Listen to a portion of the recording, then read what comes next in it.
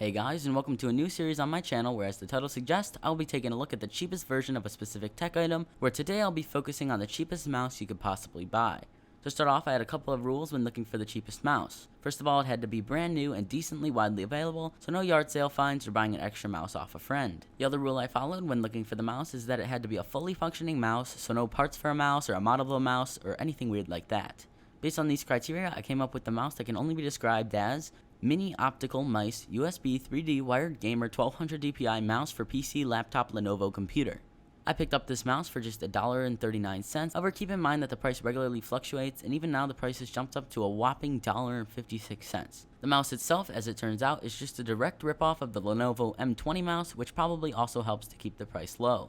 One of the drawbacks of free shipping on an item that costs less than $2 is that it took a minimum of a few weeks to arrive, which I don't see as a huge deal given that it's so ridiculously inexpensive. The mouse itself is made out of a very cheap feeling black plastic, as to be expected, where the top is made out of a matte plastic that gets very dirty. There's also an orange stripe around the middle of the mouse that is directly copied from the Lenovo mouse, and this stripe actually glows red from the optical sensor's red glow. This mouse is also incredibly lightweight and tiny, where it will be difficult to use on a regular basis unless you have very small hands. Also, I'm pretty sure the cord and USB connector weigh as much as the mouse itself. For buttons, this mouse is very basic with just a left click, right click, and scroll wheel that also clicks in. The left click and right click are actually surprisingly satisfying and clicky, sounding like this.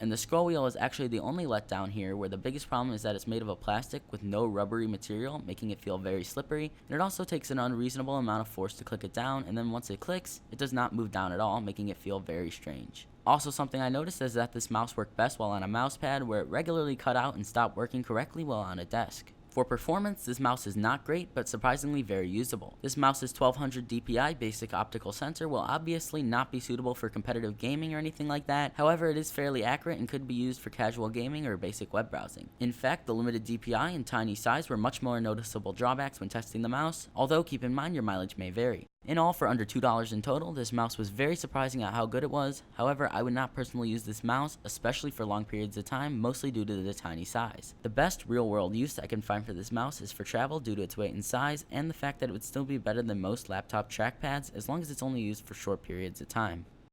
Anyway, thank you all so much for watching, and if you have any suggestions for a future video, please be sure to leave them in the comments section below.